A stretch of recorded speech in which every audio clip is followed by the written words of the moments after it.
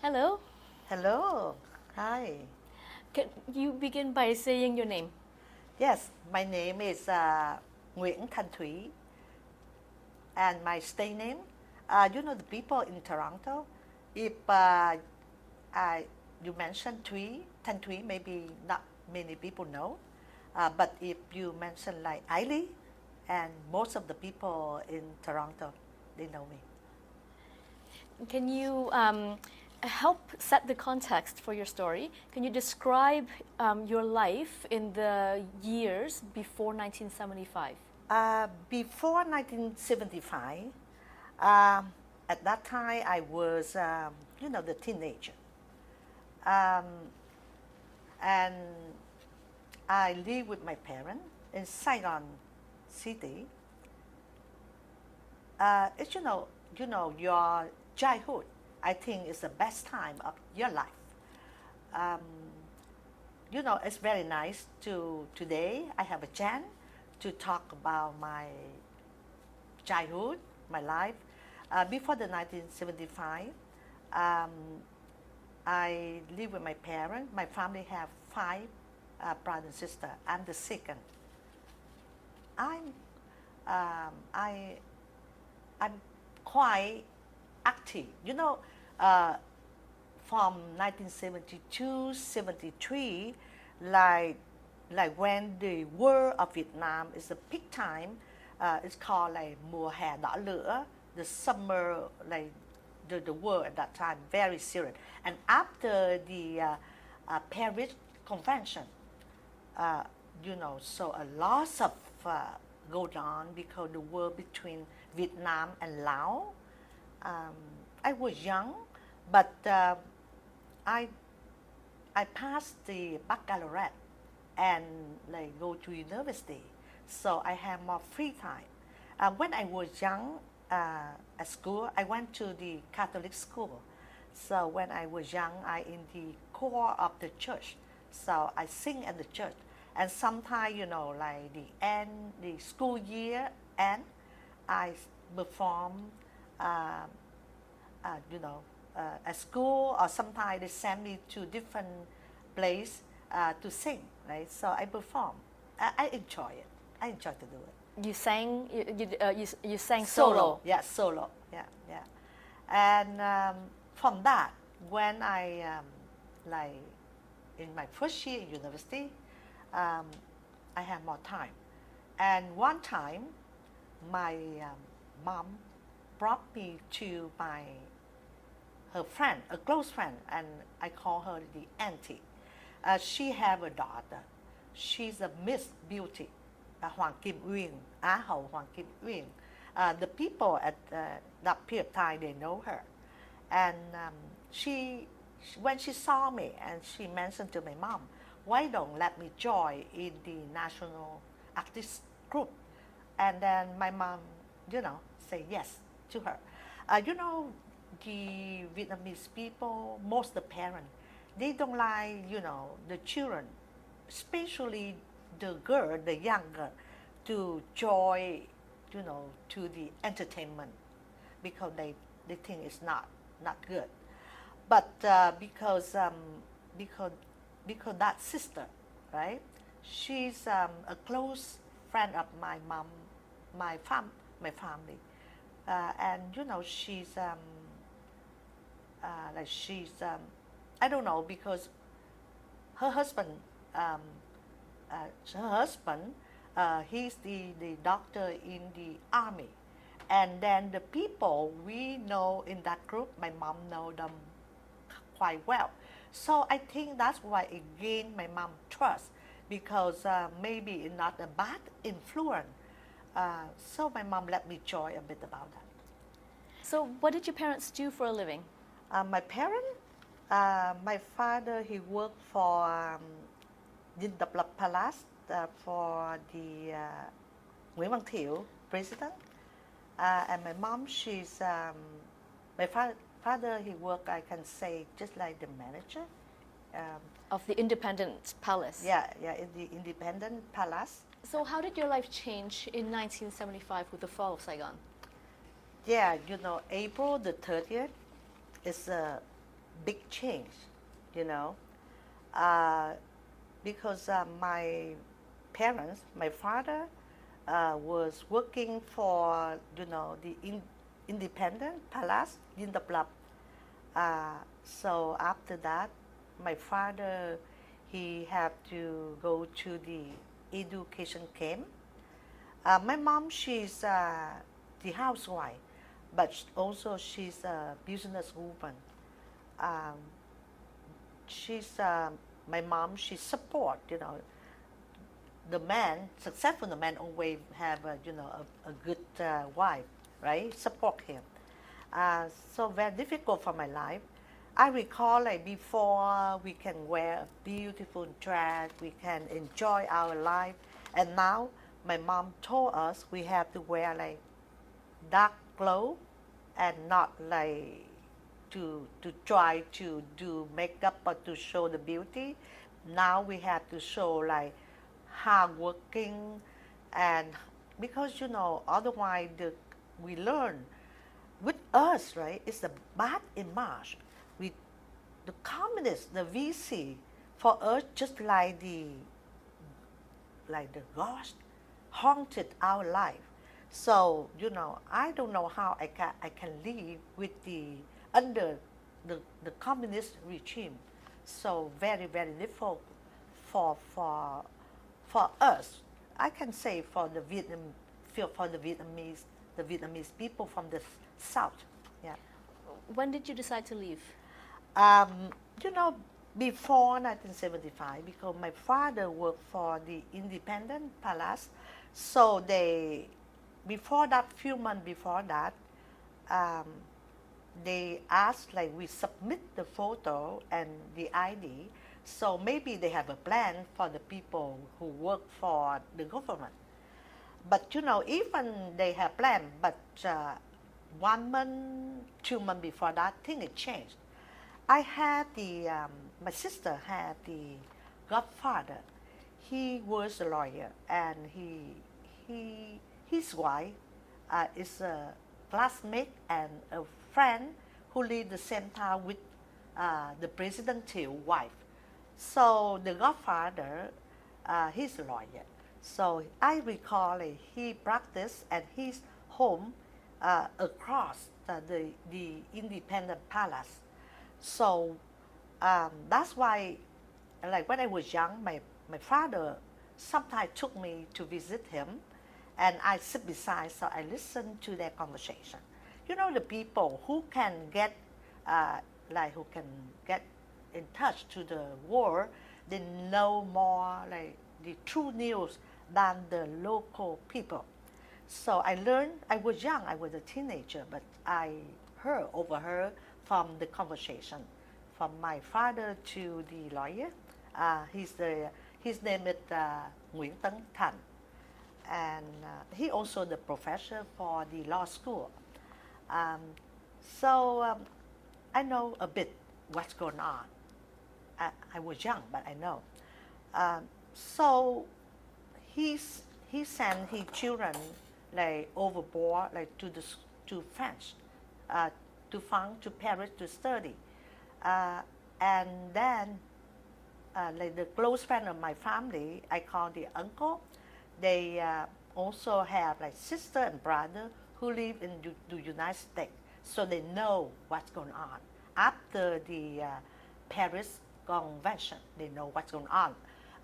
People they predict, they don't know exactly, but they think must be something change in Vietnam. Until when I live here, and then I realized like we may blame the American. They not support the Vietnam, not support Vietnam. But now when I live in Canada, I realize because the political, right, it change every 4 years or a year when they have the election. So that's why they have to follow their policy. So maybe with the former president, they sign on the contract with you, but doesn't mean it will abide for the next term. So that's what I learned when I live in this country.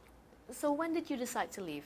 Um, when when we decide to leave before 1975, my father he works at the Independent Palace, and I have like my sister had the godfather.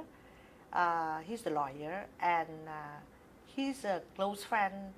His wife is a classmate, and they live in the same town with the president too wife. His office across the Independent. So sometime my father brought me to visit him. So I overheard, because I overheard like after the Paris Convention, uh, something must, uh, must change or something. People they predict, they don't know, but maybe something changed. Nobody know. So about 2 3 months, April, the Saigon fall, my father asking us to took a photo, a picture, so he can submit. Uh, so they may have a plan for the people who work for the government. But and things it change every day. It change until the April, and even in my family, the close friend of my mom, I call is uncle. Uh, like he has the daughter and a son who live in the United States. They make a sponsorship for him, so he left. He left around like beginning of April. Um, because people like overseas, they know exactly what's going on because from the news, the true news. Uh, and then things change, so we cannot escape.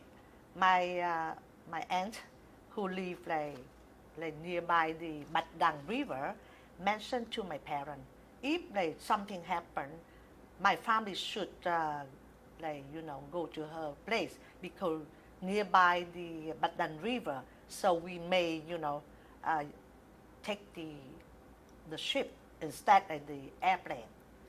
But it's not happened. So your father was in re-education camp. Yes. Your mother is still involved in business? She's still running the business? Yes, after 1975, my father, he went to the re-education camp. And my father and my mom, she do the business. But not only my mom, but most of the people who like in business, they close up their business. And in front of their house, they try to sell something.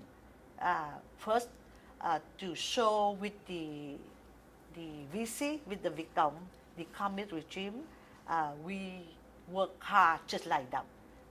Because otherwise, if we close the door and we don't do anything, they may think we have money, and then they may, came to your house and asking questions, this and that. So that's why we try to avoid that. So you kept a business going? Just a small, what like kind of on business? The street What business. did you Just sell? just like the sell things just like variety store, just like that, right? Just do whatever. And I recall I was a student, and also we opened the coffee shop, right? Everybody tried to do something to show like we hard working, yeah, to avoid like to do all the labor work. Otherwise, if you just stay home, you do nothing, they wondering why you have money to survive. So you have to do something. Yeah. But at that time too, they wanted to prohibit storefronts, like small capitalisms. Yes, small because the communists, they against the capitalism. But for the small business, and because just like in the pending changing, so that's why they don't know the regulation, they don't know the law yet, right? So just say that the people in your area, in your district, maybe those people, they were like support the communists before. Now they show up, right? And they control you, but not like the law yet. Yeah, they don't have the rule yet. Yeah. So how much time passed before you managed to get out of the country? From 1975, before I involved in the entertainment a bit, uh, when I was in school, and then from in the mid, like the end of 1975 to 1977, I joined, like I can say, a full-time job in the entertainment business. I went to perform, place to play, and also like because get paid, right? Because and I make sure I have that job first of all, because when you in the entertainment business, always you like a little bit, you get more benefit, right? Uh, and also to avoid to have to work like labor work, hard work.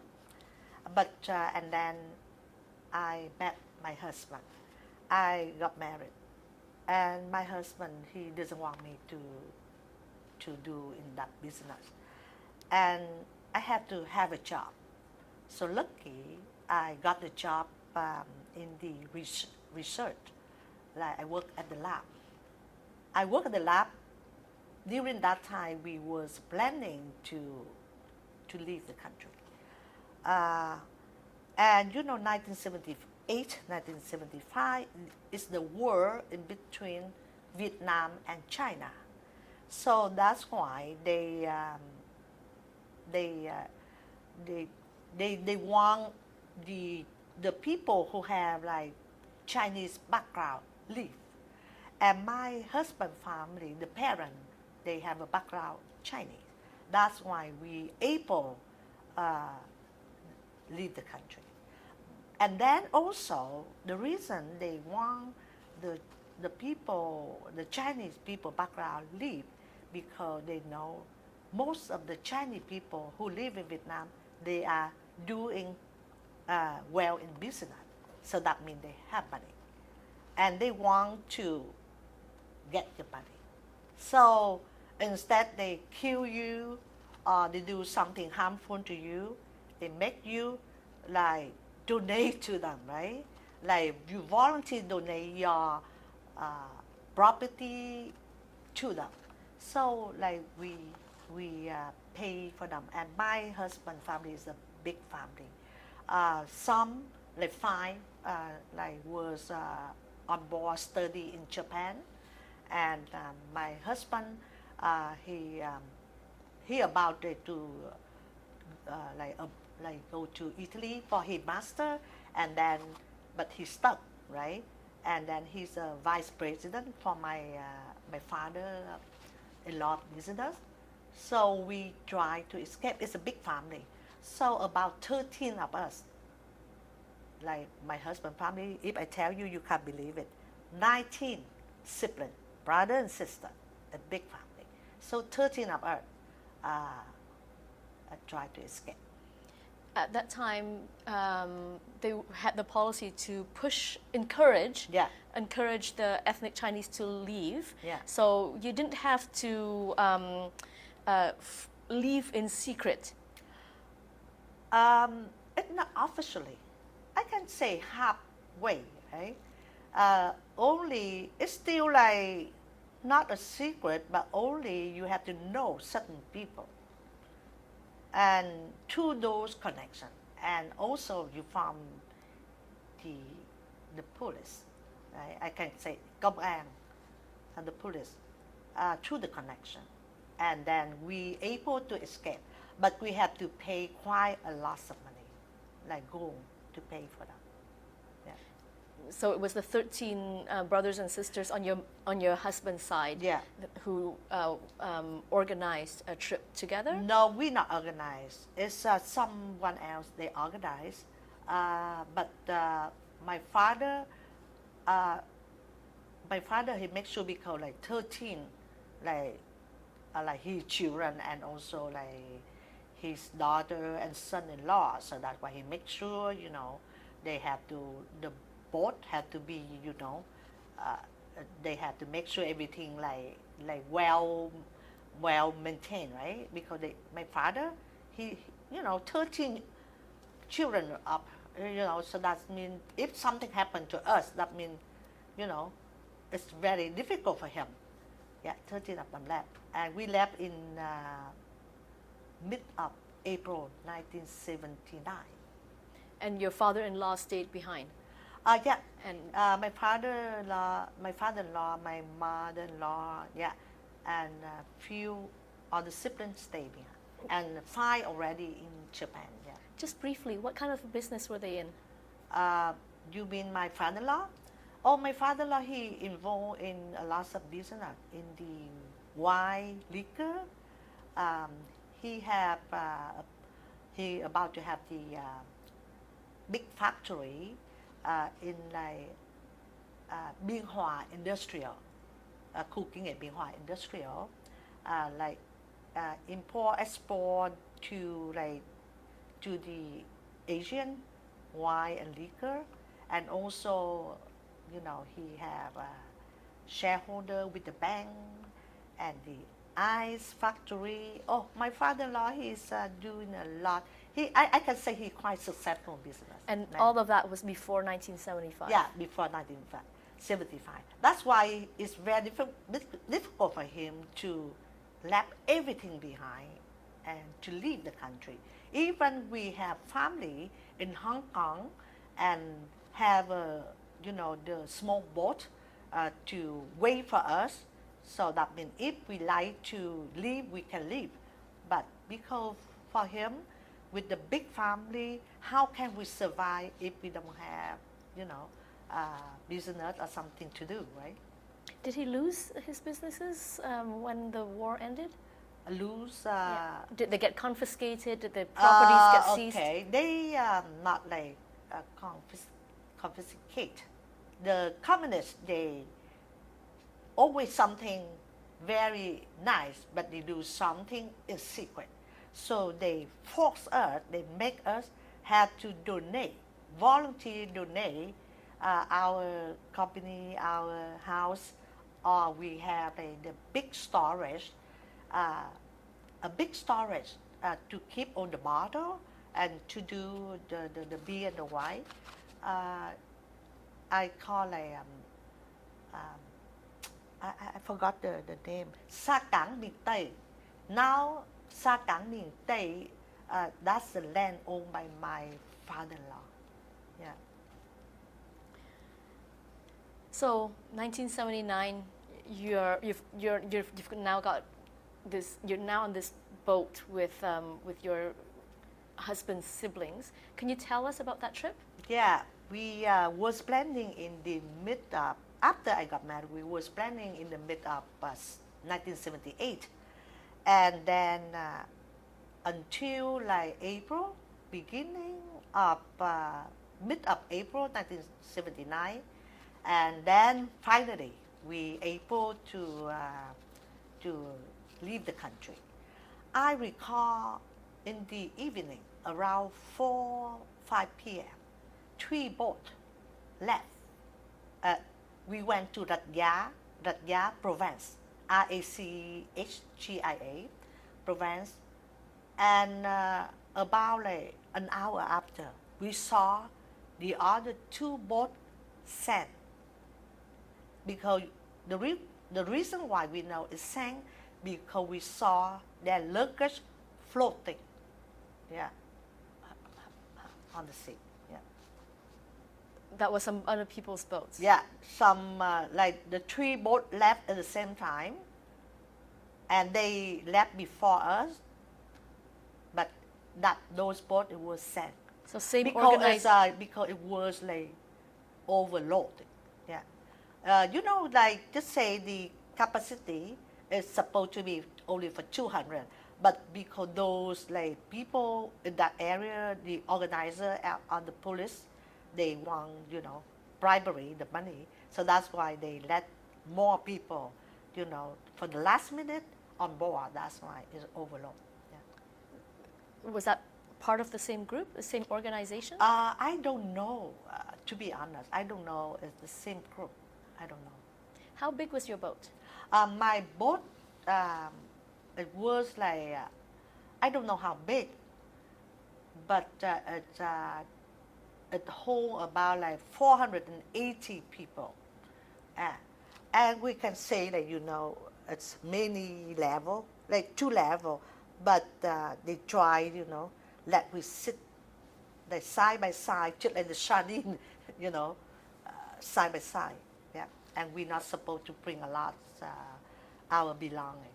Yeah, so we wear about like 2 or 3 layers that make sure to keep warm. Yeah. How was your journey? My journey, the time we plan to escape, and the time we able to escape is quite like almost a year. So I got pregnant. I was like 3 months pregnant. It's still 3 months pregnant. It's not sure, but because when you're young, and you're not like afraid anything, right? And then because the communists, that means we have no future. And then because my parent and my husband parent, we cannot able to live in Vietnam. We must escape. And even we have to sacrifice, or even like we may die, in the sea, but we rather to live. So you were pregnant. Yeah, I was pregnant 3 months. Yeah. And how was your journey? My journey is like when we at the like the territory water, and it's Thailand, next to Vietnam and Thailand, and we saw like those fishermen boat with their flag, and we wave to them like we're seeking for help. They approached, they came to help, and also like demanding for money, and we gave them the gold and the dollar, because most of people like they are business people to live, because from the Chinese background, so they know people who left the country. That means we brought some money, right? Some gold or jewelry. We gave to them some, so they help, they feed us, and they some we stay in their boat. Some they let some of us on board to their boat. They help, they pull us. We talk, they will help to show us where to land it. But the truly they try to put us to the sea where no one, not nearby to the land, no one can see, so we can die, or whatever happened to us, no one can see. So they brought some of the passengers on their boat. Most of us first we went to we transferred to that ship, but after they pull us back to the sea, like they put us back, everybody back to our boat.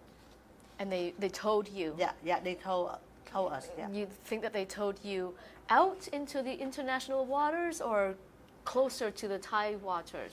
I think they towed us away from Thai territory water. Yeah. So they were not were they trying to help you or not? No, we thought they help, but actually they not. Because I learned because they don't the Thai government, they don't have the deal with the United Nations, so that's why they don't want us. They don't want the refugee in their country. And then what happened next? So they towed us away, left us there, and then, one thing I like to mention to you, they told us to the area a lot of pirates. the pirate, the fishermen, but they are pirate. And they robbed us about 14 to 15 times. Yeah, 14 and 15 times. My father, before we left, every week he have a, the class for us because we were young, right? So he showed us what to do if thing had happened like that. We make sure like we wear some jewelry, necklace or whatever, or we have to give them the money. So, as long as you save, right? And doesn't matter about like the money or jewelry because when you save and you can make it build up again. So we learned from him, so we gave to him. So they're not harmful anything to us, but because a lot of, and then we make sure we put some like makeup, like the black charcoal in our face, so make look scary, so no one look at your face. But some girl, they were stripped in my boat. They were stripped. Those pirates about to rape them. But typical in my boat, a lot of people they got a lot of money and jewelry, gold, diamond.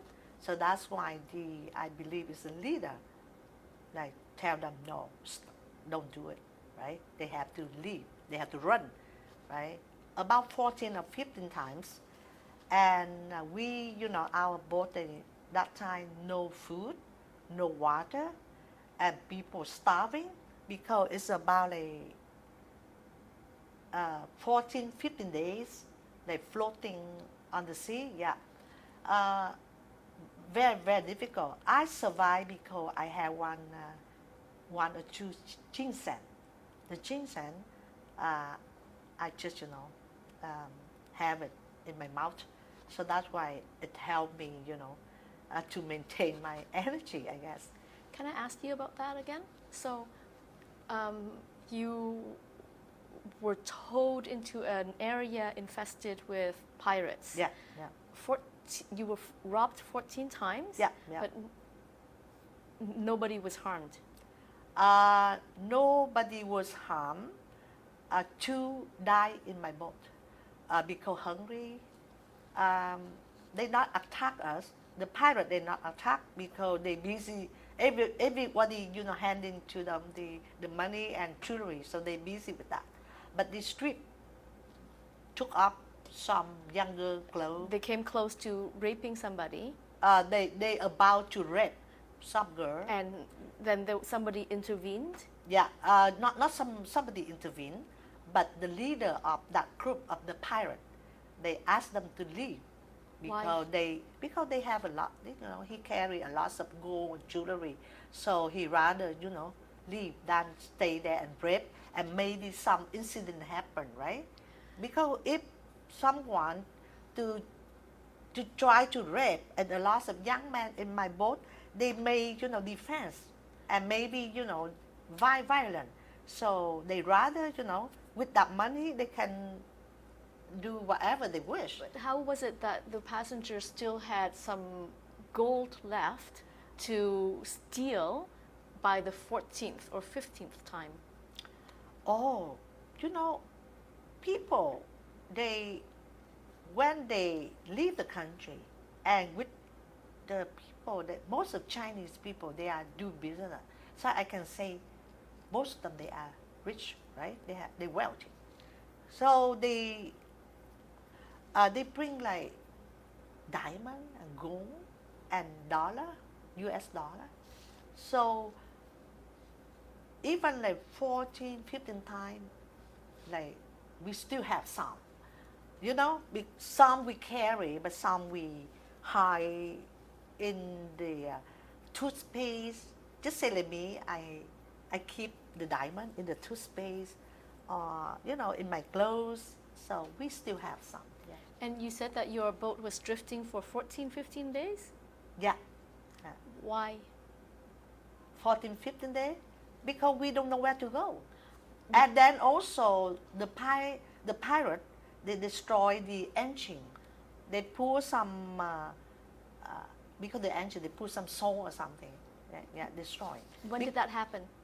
It happened about like 10 days, 10 days after. So it wasn't the first boat, that it wasn't the first pirates who did that. It was several, I sometime do in the not middle. recall exactly when, but because one of my husband, a younger brother, he's know about engine, and he told us they destroyed the engine.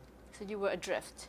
Yeah, yeah. And when you said that you didn't know where to go, did people have a compass? Yeah, we didn't know, and we, at that time, I, worship. My worship is Catholic, and we should pray, and we know we will die, because hopeless. But it's a miracle. On that evening, and when our boat is floating, people starving and hungry, and already 2 people died on my boat, 1 man and 1 lady. And we throw their body to, What day was this? What date? No, like how many days on the voyage How were many you on? days? I think around like 12 days after we left. Yeah.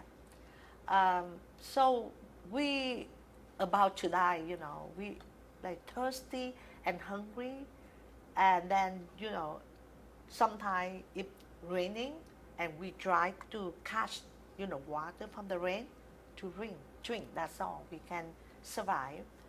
But lucky, in the evening, one boat, they are the fisherman boat, but they are not pirate. And they saw our boat floating, and people like very hungry, starving, so they help. They help to fix the engine, and also they gave us some soup to eat for the like just like woman who got pregnant or the young kid, but for the men no. Who were these people? They are Thai people, but people, human beings, some very nice people. They have a good heart, so they help. And then they show us where to go. They show us. Where to go, and they told us if the engine is stopped, it cannot like restart again. So from that night, they told us it will take us at least like a days to arrive, to the land. But I don't know, because when sometimes because the wind is help.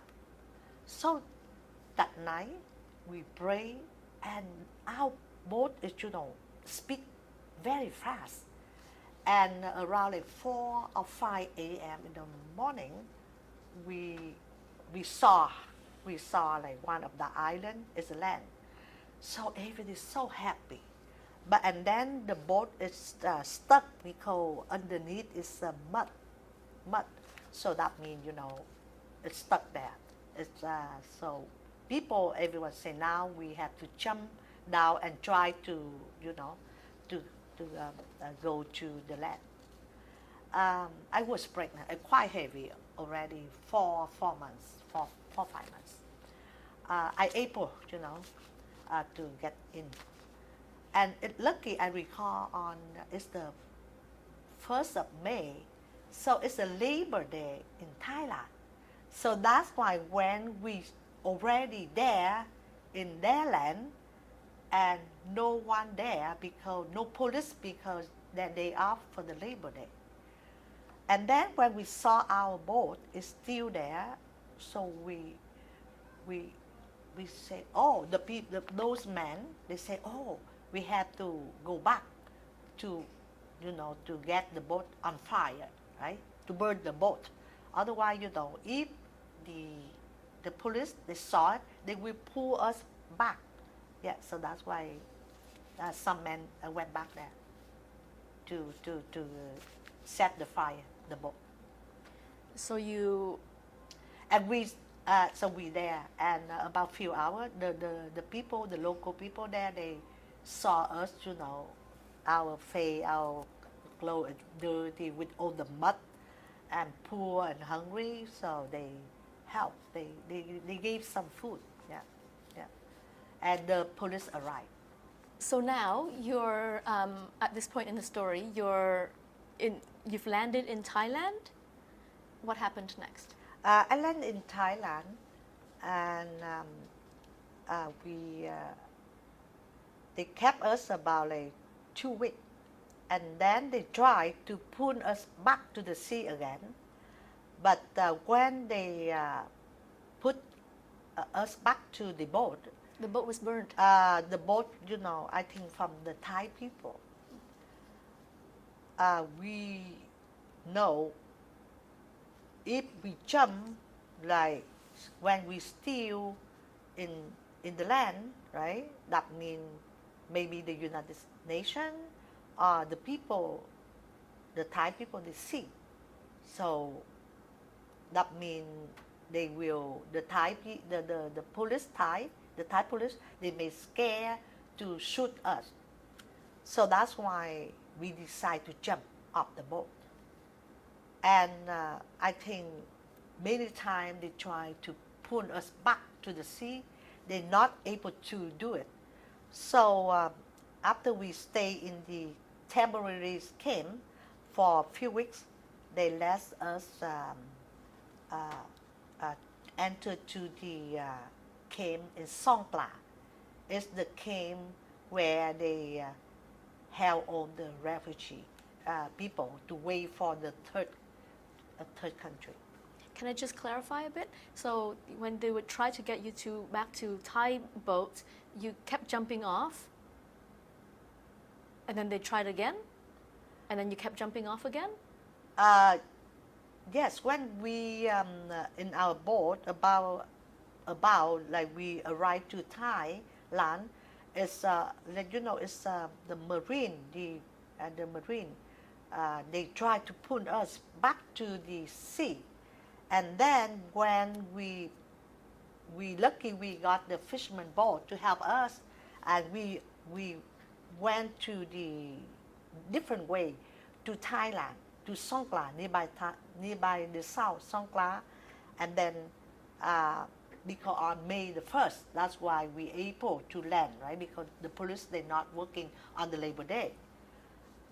And when we on the land, they keep us for 2 weeks temporary, and then they try to put us back to another boat belong to the Thai government, I guess, and then they pull us back to the sea, but because we gain our experience, so that's why you jumped off. Yeah, we jump off the boat, and then they pulled you back in. No, because they know they cannot do anything to us because. So then what happened? And then they allow us to go to the main refugee camp. So you in did Songkla. that. You did that the one time. You jumped off the one time. We jumped off the boat one time. Okay. And then in Songkla, how long were you there? In Songkla, I was there from I would say like May to. We were there until September. We try to. We have friends in United States. They make a sponsor for us, and also my husband family have a close family is an uncle who live in Canada. He also make a sponsorship for us. So we decide like which country they interview first, and then we will go. So Canada interview and approve us. So we decide because my family is quite a big family, so that's why we. And before we escape the country, my father-in-law mentioned to us only 3 countries we should go. That means United States, Canada, or Australia. So your group of 13 split up. You went Yes, to Canada. Yes, split up because when we had the interview, like we married. That means they will give us like a family, and also like in the 13 of us, my husband, like two younger brother also married. So that's when they divide us like four family. So we left Thailand different time. Only like the brother and sister who not married yet, they left the same time with us. To Canada. Yeah, to Canada. And how did you decide where in Canada you would settle? We did not decide where we go to Canada, but typical the uncle I mentioned to you, he's a doctor. He sponsored us, and he live nearby Windsor in Chatham. So that's why I think that's the reason why they let us go to Windsor. But because we quite a big family, like myself, my husband, and my daughter, she was born in Thailand.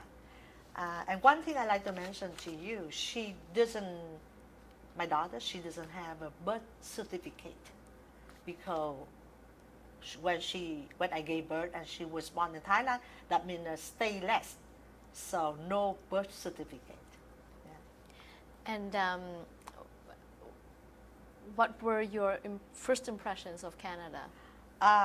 You know, when the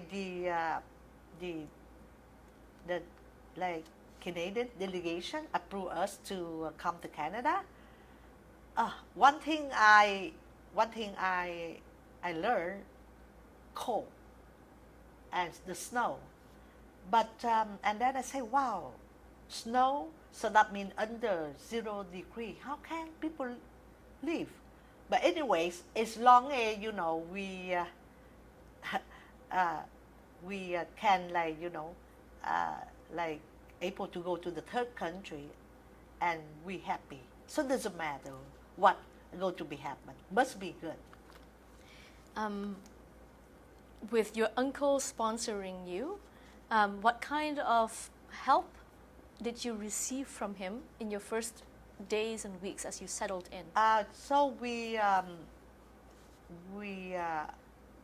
first transit from Montreal, and then from Montreal we went to Windsor. We talked like the uncle sponsor, but I think because quite a lot of people, so finally the church, Calvary Church, they sponsor us. They sponsor my family. It's the church and the group of my husband's younger sibling, another church sponsor. So they divide. Yeah. So a church sponsored you and your your husband's two siblings. Did your uncle sponsor anybody? My uncle, he sponsored, but I think because he lives in Chatham, I don't know exactly, but he came to help, but we don't have to live with him, because in Chatham is quite a small town. So what were your first impressions when you met your sponsors for the first time? I met my sponsor at the airport. It's Mr. John and McIntyre. It's very nice family. It's a warm welcome. We able to speak a little bit English because I went to to Vietnamese American Association in Vietnam. But one thing, on the way they gave us a lift from the airport to the house they rent for us. When in the car, I told my husband, I hope, because because they use the highway, they not use the street in the city. And in the winter time, because it's in January 1980, I told my husband, God, I hope they not let us work, at the farm. Because, I saw all the field and snow. And my husband, he didn't say anything. My husband, he's a quiet man. He's a very nice man. But we didn't say anything. But, we're so lucky. They rent for us, a beautiful townhouse, a brand new. I still remember it's called a Roseville Garden. And, everything is furnished. Very nice house. Even back home we have, but, and then we left, and then we, we live in the camp, very poor. And now they rent for us a beautiful townhouse with like furnace. So the first night, my sponsor told us, now this is your home, and rest. And then tomorrow they will come to visit us. I saw, the bed. They make up on the bed, the 3-bedroom, and everything is, it's very nice. I told my husband, oh my God, we don't have any money. And what I learned, maybe we had to rent this place, right? Even the sponsor told us, don't have to worry. But I'm worried because nobody give you for free, right? So I told my husband, no, don't sleep in the bed, on the bed. We use a blanket, and we, like have a 2-level.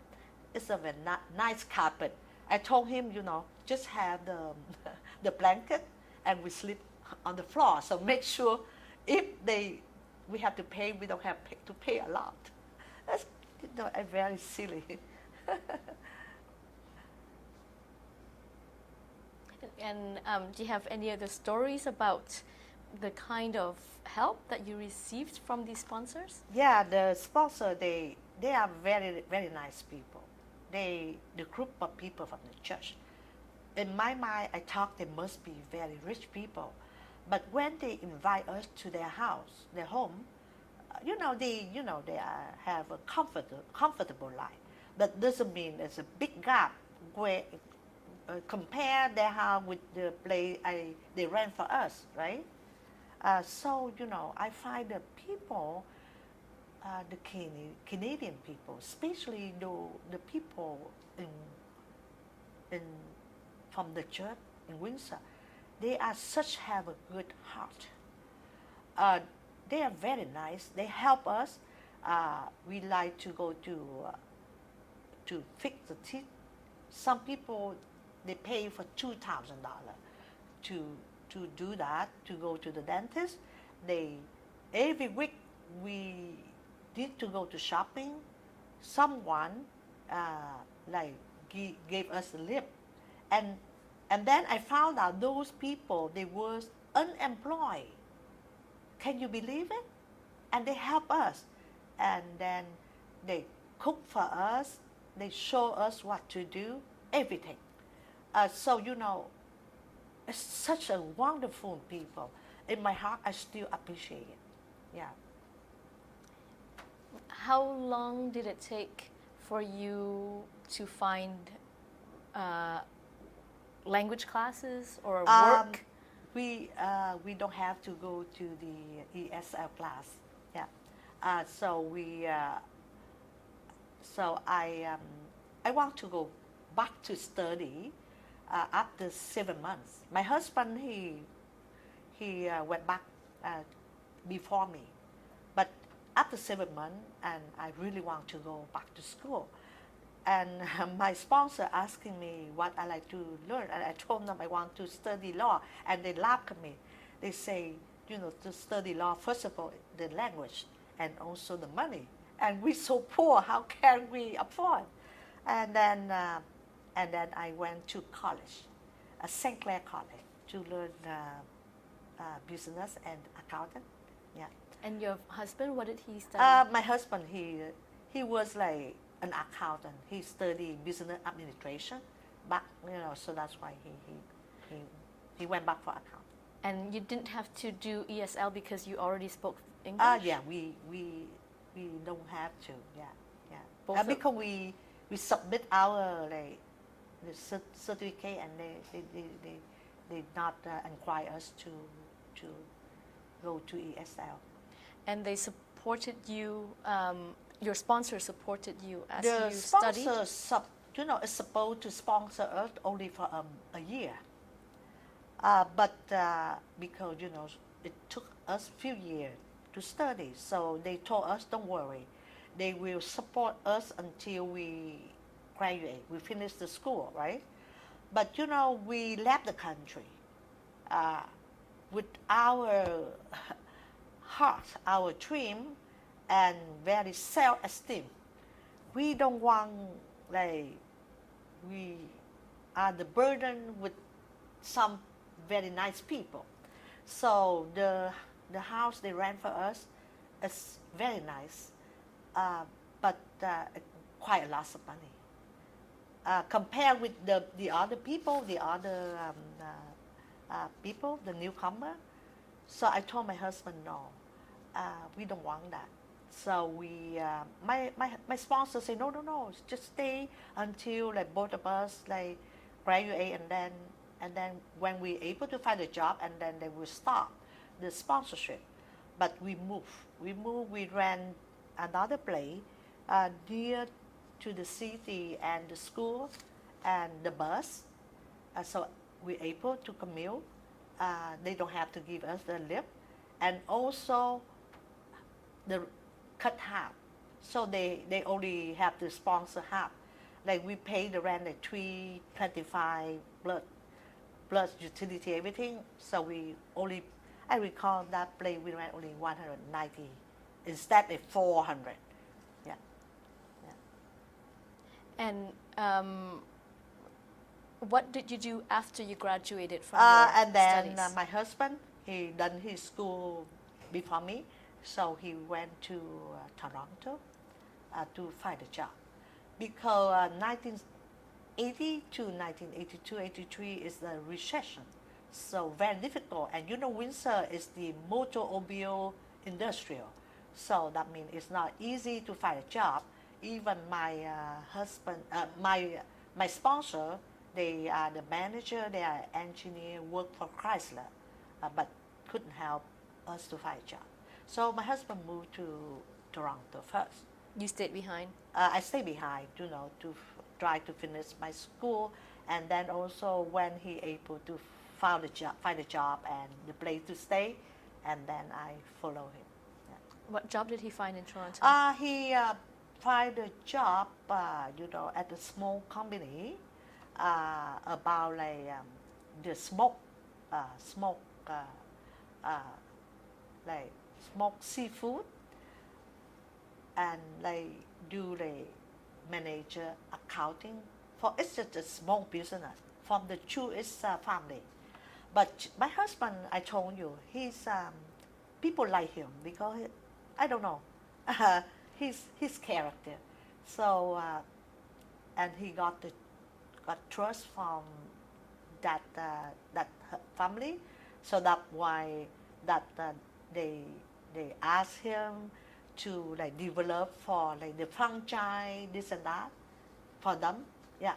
So when my husband got a job, I moved to Toronto, and we rent, the flat on the second floor on Brock Street. I still remember that. And it's the recession, so I couldn't find work, and I went to Manpower. They told me I have to learn computer. you know, you know, to be honest, I want to study, but I need to survive too, right? So I decide to learn something else, like to do about flower, about like makeup, to do for the bride, and I get in that business. So you went to school for that?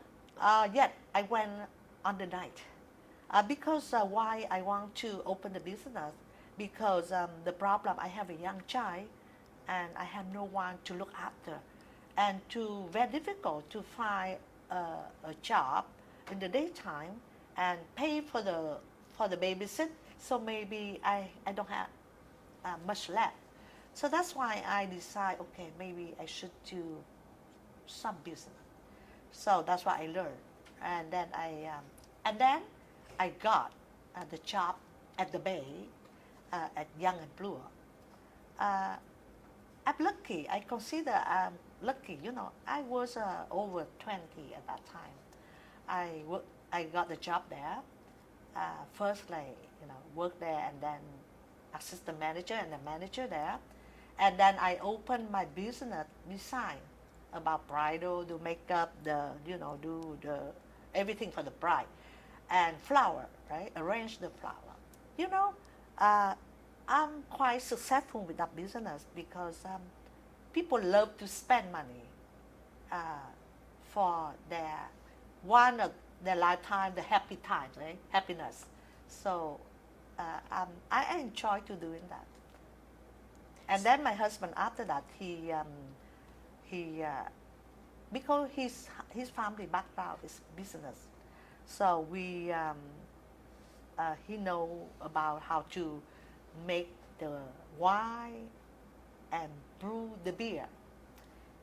And he knows someone, they are Italian.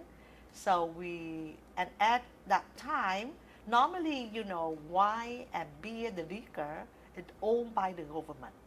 But at that time, I don't know exactly, but they allow people, as long as you do like you brew, right? That means you homemade, and they allow us to do those business. And quite successful from the beginning because no tax. When you do you brew, that means we have a big facility, about 3,000-4,000 square feet, right? And then we had the cold room. People they came to brew the beer. We instruct them how to brew the beer, and then we keep in the cold room for fermentation. And after they came, they bottle the beer. It's quite successful compared with the price from the market, from the LCBO, about $25 a case of beer. Our price only $16. But after that, because it's quite successful, we must pay tax, right? Before no tax, so $5 on top. Yeah, so it makes it a little bit difficult. That means we have to cut the labor, the employee, and we have to do ourselves. So it's quite difficult, quite hard for us. Can I ask you a few questions about that? You partnered up with some Italian acquaintances, business partners that your husband. It's not a partner. But how did your husband was working in doing paperwork for a smoked seafood company. Yeah. Where did you get the money to invest into this business? Okay. The money. 1980 and 1984, we bought our first house. We don't have much money, but because at that time the government had the program. First time buyer to buy the house, the government will subsidize, we will get 3,000 from the government. So from our saving, and we got that 3,000. So we have a good down payment. I recall I bought my first house. It's in a good area. In the photo, I show some photo. In the good area, not New York, 81,000, and we have a down payment about 12,000. Yeah. When was this? In 1984. After 4 years after we came. So with our saving, we didn't have any money. We do have some jewelry, diamond, this and that, but we keep it, right? We didn't sell, but from our saving. Yeah. So this was in Toronto. In Toronto. Quite soon after after your husband graduated from his business admin program. Yeah, because he worked and I worked, and we saved. I can say that time we don't buy fancy clothes, just basic, to make to buy food, and we save. With the Vietnamese people, I don't know, with the Asian people, I guess, we brought up in the country, like during the war, it's a hardship, right? Even we quite lucky, but doesn't matter. We we we very hard working people. We try to save, like as much we can. So, how did you find the money to invest? The money to invest, we so lucky. we bought the house 1984, only for 81,000. 1987, the house from 81,000 it jumped to increase to 200 and almost 300,000. So that's why we got money. So you took that money and invested into this brewing business. Yeah. And we got money from we lucky because the increase of the property. And then when the reason just 4 years we came here and we bought the house. It's a surprise, but because my husband, he read the article, and one article, and he told me the people here, they if you want to become successful, they invest in real estate. So that's why when we have a job, it's not a good job, but at least we can survive. We're able to make some money and we save, and then we got money from the bride, from the house. Yeah. So, you ended up doing business for the rest of your professional life. Yes. After that. Yes. I stopped to do the bridal business because I have allergy. Yeah, because the arranged flower and this and that is bother me. And then I changed to the office business, to do at that time people, they travel. The Vietnamese people already, some came in 1975, some the Pope people came in the 80s, so that's why they travel, they're able to travel. So I involved in the travel business.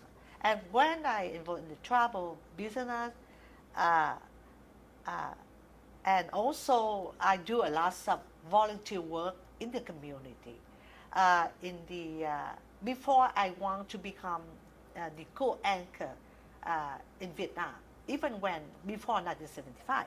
So I came here and then I worked with Saigon TV, one of the woman.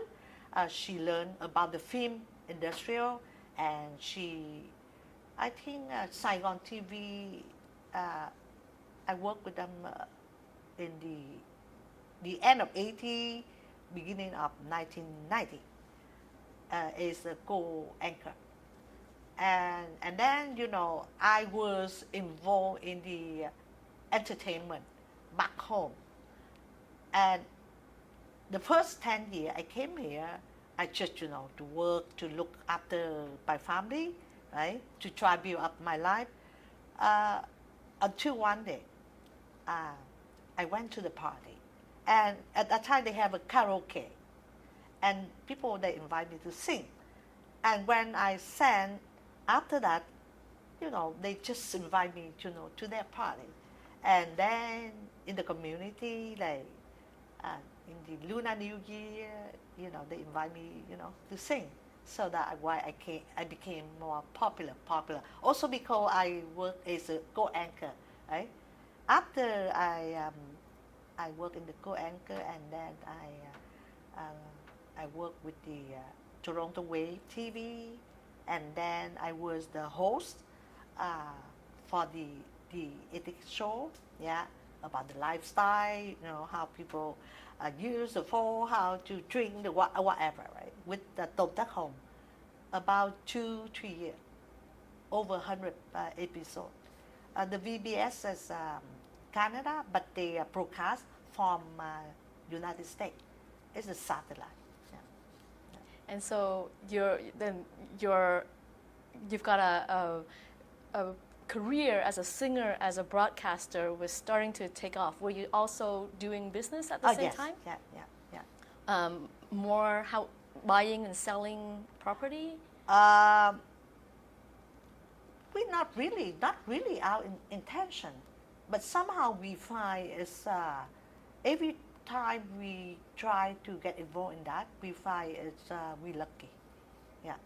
But one thing I would like to mention, uh, sometimes people they think, oh, invest in business in real estate, that mean will make a big gain successful. But sometimes one thing I can say, buy low and sell high. Now it's really hard to buy low and sell high. So buy whatever you able to afford. Don't buy whatever you love. Don't buy what you love, and then you will be okay. People all need the roof to live, right? Yeah. So, if we can look over the 40 some years that you've been in Canada, what are your thoughts about the life that you and your family have created here? I can say, the first 5 to 10 years, it's, the first few years, it's very, very difficult because you still homesick and you don't know what you're supposed to do in this country. And I always want to go back, but just because the communists, so that means I could not. But after 10 years, when your life is more established and you have friends and your job is quite stable, I starting to love this country. But one thing I still not sure because the weather. So we was planning to move to Vancouver. We went there, but Vancouver is a lot of rain, and here is snow, but it's still sunny. And I have friends here, so we decided to stay in Toronto. I can say now, I travel sometimes before I travel back to Vietnam and travel, here and there.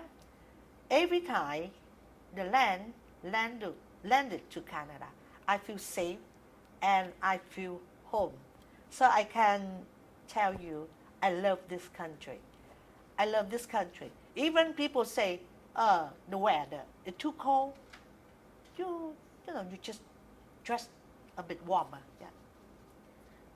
So, how long do you think it took for you to feel at home in Canada? I would say that about like 10, 15 years. Even, the food, the first, when I came here, I could not eat any hamburger or, But now, I love the food here.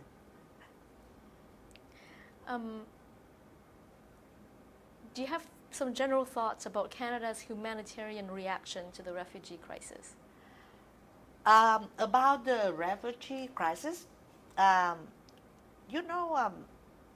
with the Vietnamese refugee, after 20 years, 30 years, and 40 years, the first generation, after 20 years, they quite established and I can say successful.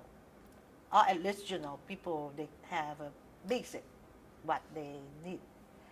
And the next generation, just say my 1.5, the second generation, now, even the first generation, they all like got the degree and work in many different areas. So Canada is an opportunity country for everyone. But one thing, the mentality is very important. The Vietnamese people have the influence from the French influence and also the American. So more westernized. That's what I thought. And we sometimes, because I think refugee, but we came here because we tried to build up. Maybe for the first 10 years, maybe some people, 20 years, some people still like the burden of the government. But now, most of them, they have their own business, they're successful.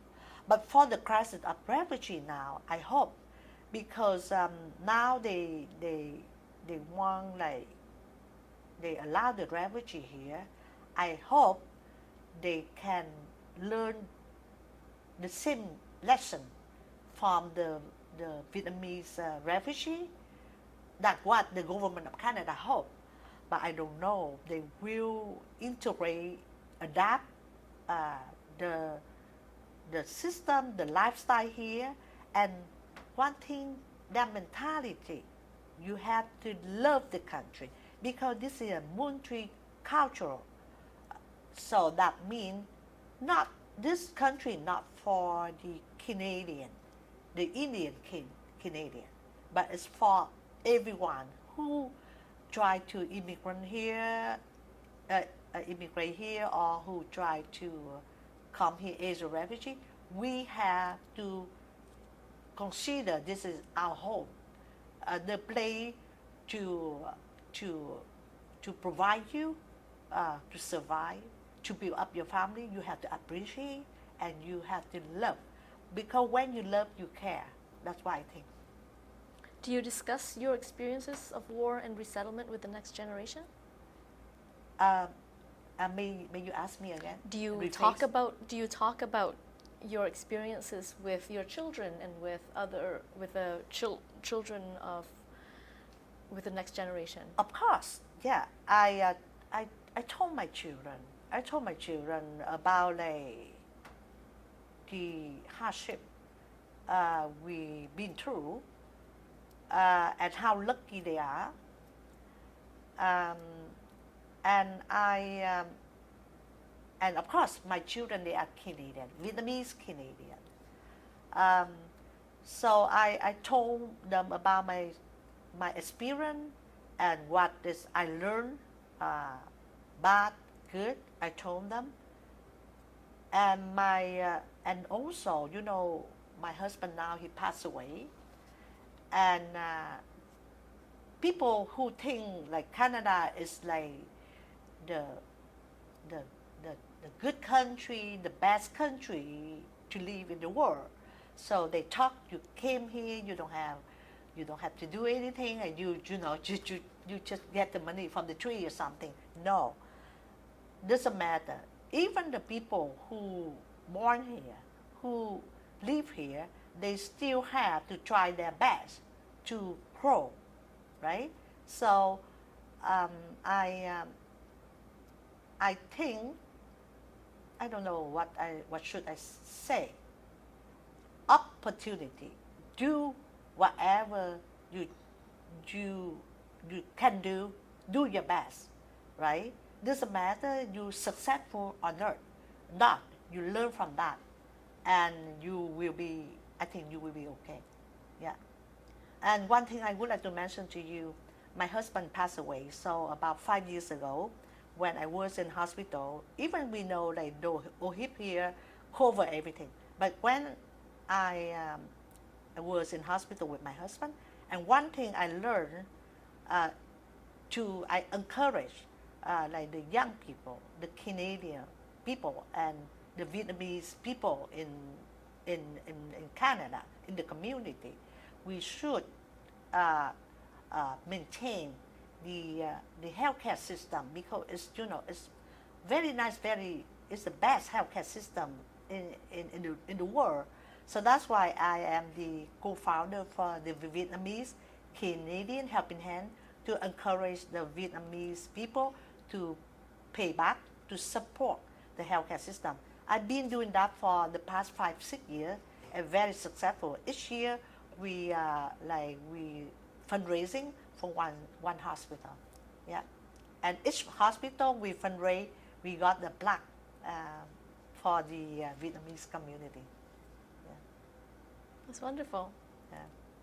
Well, thank you for sharing your experiences with us, and thank you for participating in this research project. Yeah, thank you. First of all, I thank you, you know, the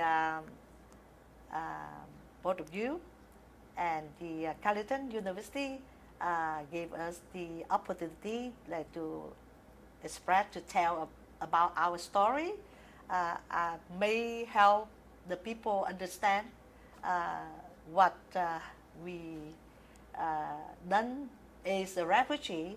And also I would like to say thank you to the Canadian people, the government of Canada. I appreciate, and I appreciate they like had the rep, like accept us as the both people, the refugee. And now I'm very, very proud. I am the Vietnamese Canadian. Thank you. Thank you.